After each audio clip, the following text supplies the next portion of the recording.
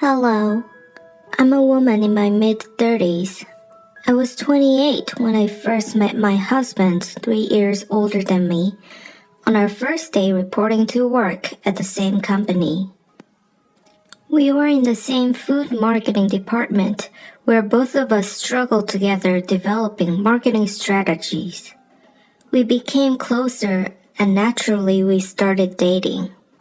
At that time, my husband excelled with his great marketing campaigns, while I was anxious because I didn't perform as well. We were both on a temporary contract. Shortly, our paths split, as he was promoted to a permanent employee, but I wasn't. However, he was a kind person who did a lot for me. Emotionally, I relied on him extensively, and thanks to him, we were able to continue a comfortable dating. After work, my husband and I would drop by a pub to have a drink to share difficulties we had at work. On weekends, we would date in the evenings, enjoying each other's company, eating chicken with beer. After a year of dating, my husband proposed to me as he considered me the right person to be his wife. I thought it was too early for me to get married, but I didn't want to lose him, so I accepted.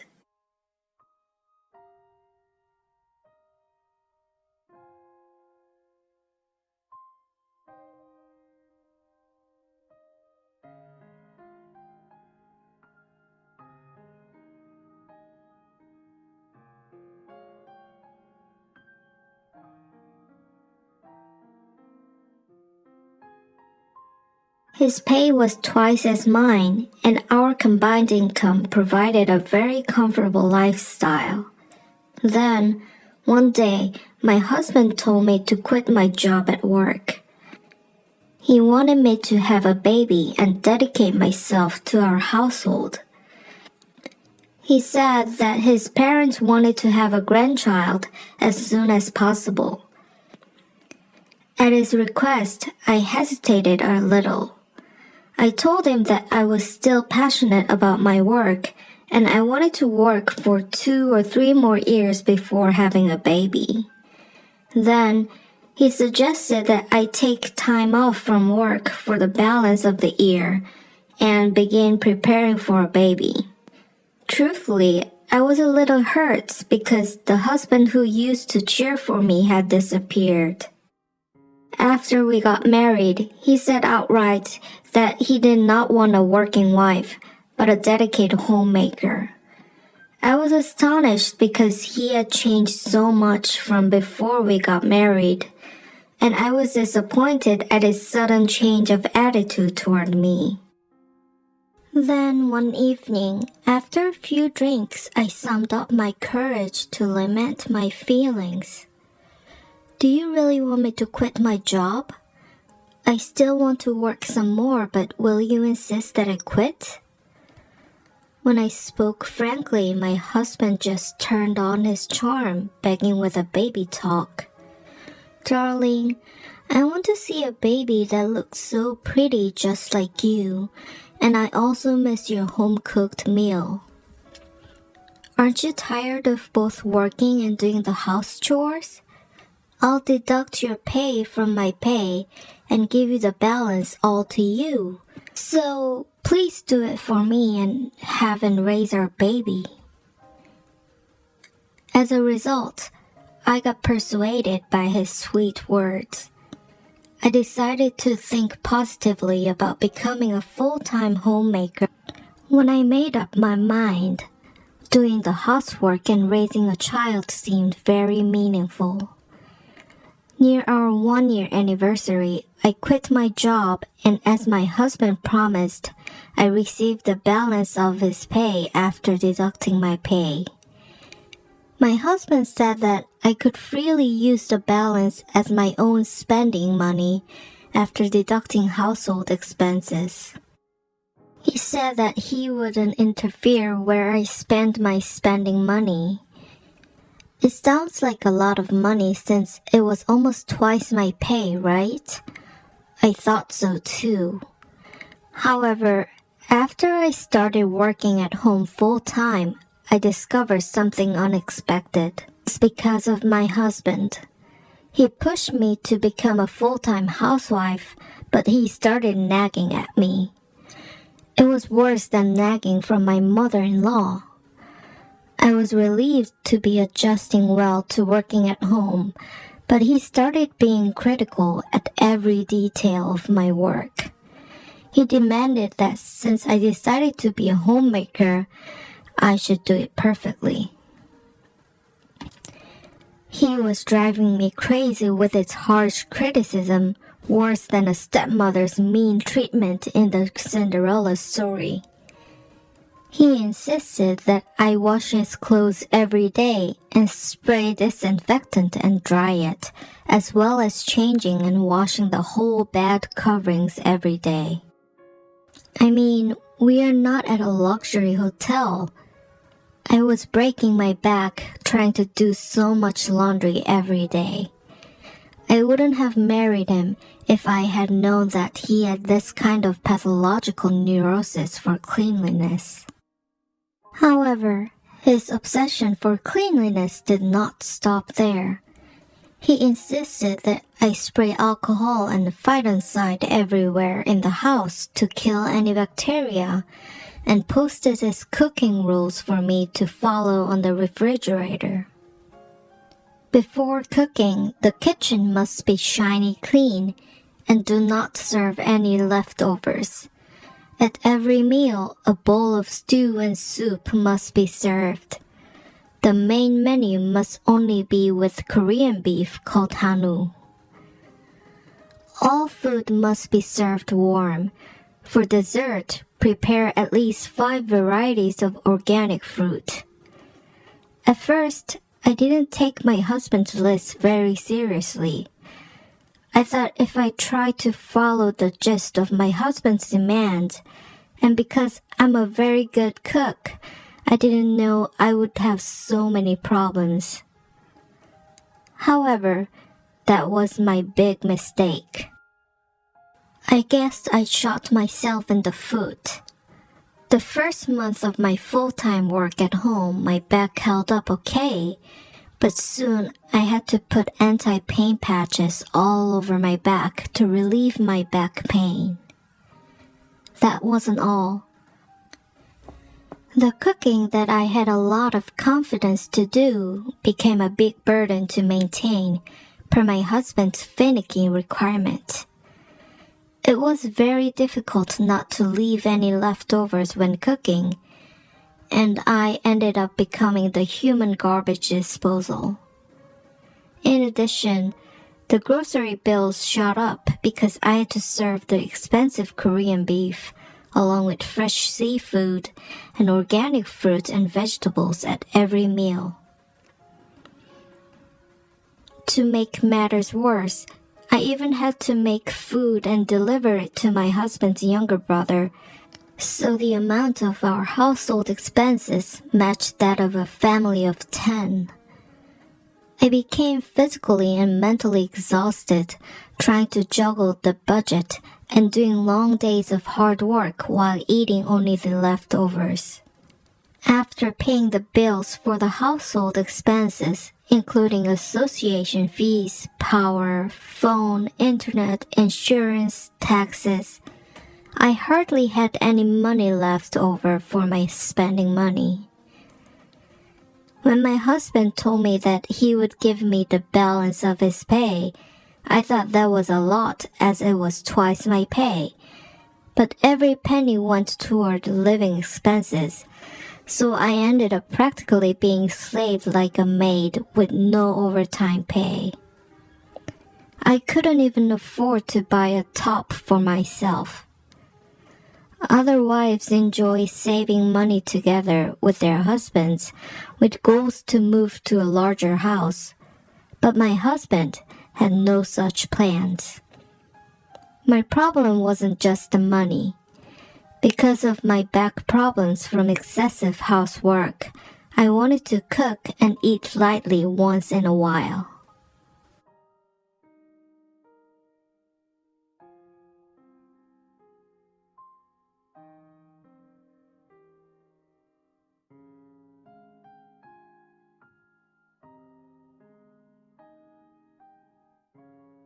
Whenever I became too tired or sick and asked him to eat out or get food delivery, he would yell at me why I couldn't do my job with money he gave me.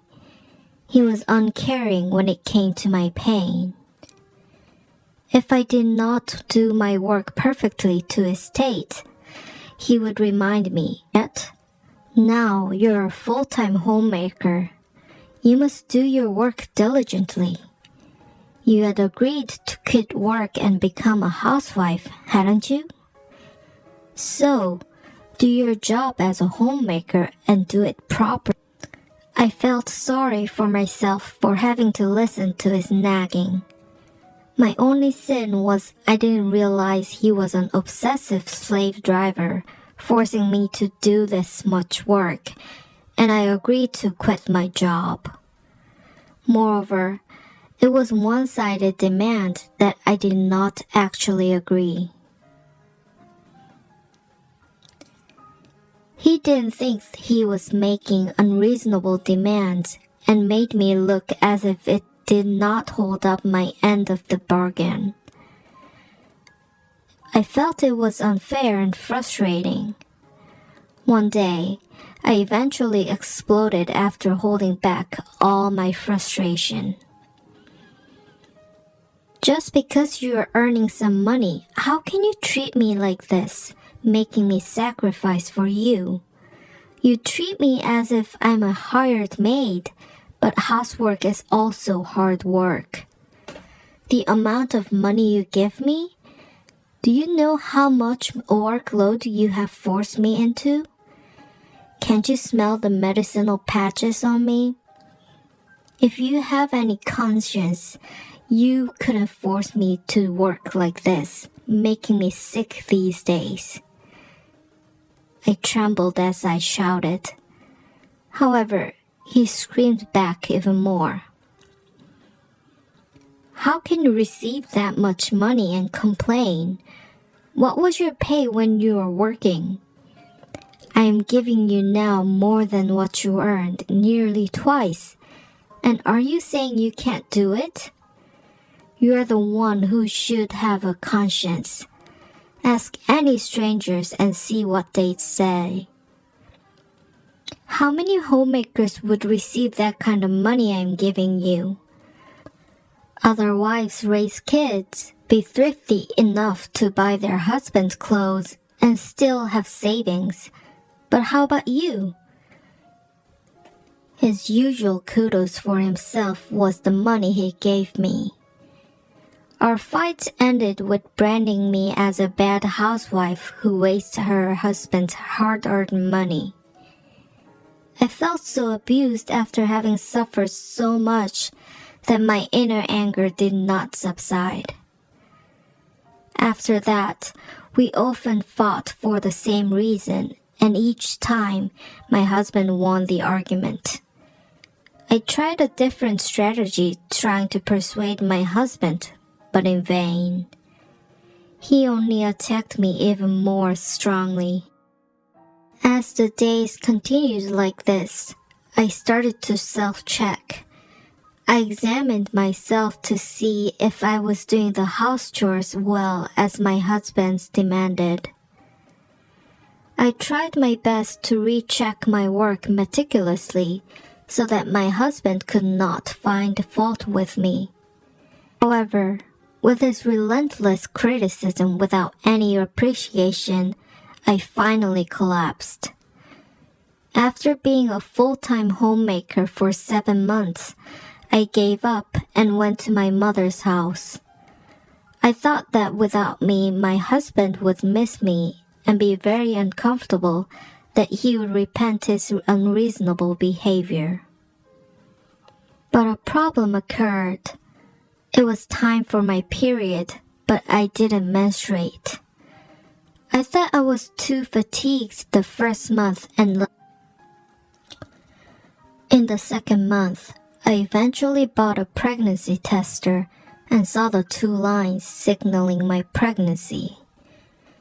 I was bewildered at the sudden predicament. Inevitably, I had to call my husband. He was very happy about it. He came straight to my mom's house right after work that night. He begged me to go home with him. Since I was pregnant, I had no choice but to follow them back home. I couldn't exactly have a baby without a husband. His parents were delighted to hear the news of my pregnancy. They said they had waited a long time, and finally, they were able to have a grandchild.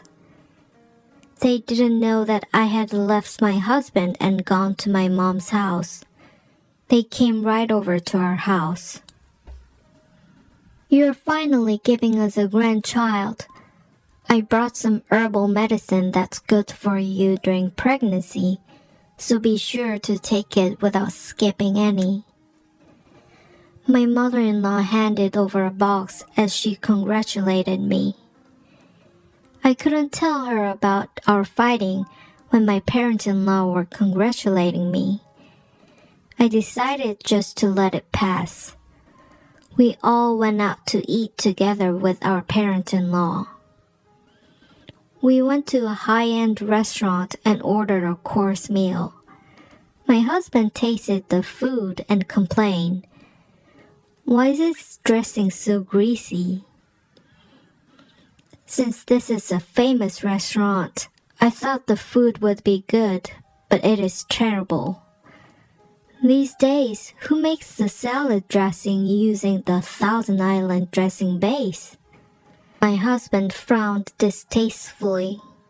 Then his mother reacted in surprise. "It's fine with me. Is my taste bud dull?" His father also tasted it and said it was fine. I was the same. "What's wrong with the Thousand Island dressing? To me, it's nutty and light with a good flavor. Don't you like it?" I asked, and my husband replied, irritated. For a restaurant to serve only the basic dressing as the Thousand Island cannot be considered a top-end restaurant. How could you not even know the food basics when you were in food marketing? "You're lucky that you married me because with your level, even if you remained to work, you couldn't have made into a permanent position." I couldn't believe it. Was this something to say to his wife in front of his parents? It was ridiculous to bring up my work at a mere salad dressing incident. Did he have to ruin a good atmosphere at an outing we had after such a long time? I couldn't just let it pass this time. Although it was in front of his parents, I retorted to my husband, "Did you say I'm lucky to marry you? Do you know how I lived after marrying you? Because of your pathological obsessive neurosis, I have to wash the whole bed coverings, including the blankets, every day, and have to try pleasing your difficult food demands that you are dragging me crazy. You complain that you give me so much money, yet I exaggerate my sufferings, but how much did you abuse me verbally? Excuse me, but the money you claim I get is mainly spent on buying groceries for you and your brother. I have no money left for me, that I have been doing household chores for 18 hours a day, applying medicinal patches all over me." My in-laws seemed flustered. My mother-in-law asked my husband, "Did you really give her that amount of money to your wife?" My husband replied, grumbling, "Yes. Still, she is complaining like that. She just doesn't appreciate it." I was hoping that his mom would say something to scold her son. Since she's a homemaker, I thought she would understand my situation. However, she was worse, scolding me. If you got that much from your husband, you should shut up and stay in your corner. How dare you talk back like that to your husband in front of your parents-in-law? Since you waste money living in luxury, it's no wonder you don't have enough money left over. Your husband works so hard to earn money and gives you money that you don't know how precious that is, and spending money like water, aren't you? Don't you have any sense to be thrifty and save money? I was speechless. I guess they stick to each other as a family, but in this situation, how could she only defend her son and criticize me with such rude and unreasonable sayings against me? I became angrier at her words. Mother, how could you say I live in luxury? After I became a full-time homemaker, I haven't even bought any clothes, let alone even order one pizza for delivery when I got sick and still had to cook. When your son insists on having the expensive Korean beef and organic vegetables with big fresh seafood at every meal, how could I manage such expensive grocery bills? You just witnessed a minute ago how difficult your son is when it comes to food, and why do you only blame me? Despite my reasoning, his mother was still defending her son. To her, she only cared about her son like mother like son. Hey you! If you're talking that way, you should just leave him after you have the baby. I cannot deal with a daughter-in-law like you. How dare you talk back to your mother-in-law like that? You have absolutely no manners. Their unreasonableness saw no end. Suddenly, I started to get writhing pain in my stomach. The pain was so severe that I doubled over and couldn't straighten up, but my husband could care less and continued shouting his condescending remarks about me. When she was working, she worked diligently, so I married her, thinking she would be a good homemaker, but I really have been taken. It is almost like giving away my money to someone lazy staying leisurely at home. His words shocked me. Right then, something hot was flowing down my thigh. It was blood. I bled profusely and lost consciousness. As a result, I miscarried. When I thought about my baby in my womb who had no chance to see the light, I resented my husband even more.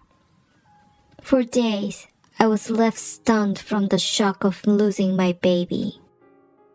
Even during that time, my husband still blamed me. He said that I couldn't manage my anger, which caused the miscarriage. He treated me as if I was the one who killed his baby.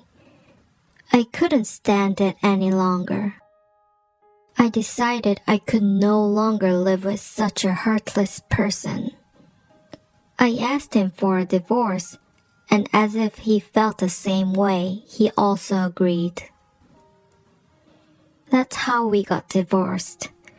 After a divorce, there was nothing remained except a divorcee who had no other job experience.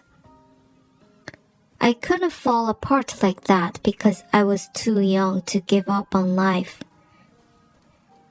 It wasn't easy looking for a new job. I submitted my resume for several places, but I received only rejections.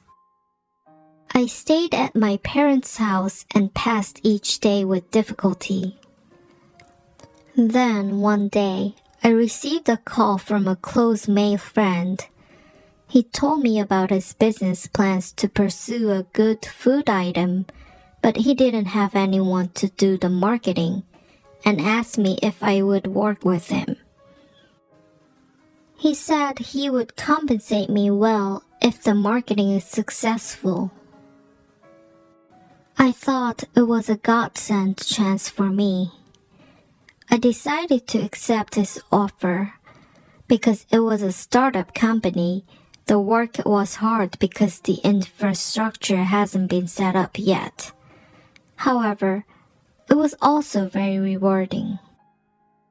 I struggled at first, but as time passed, the results of my marketing started to show.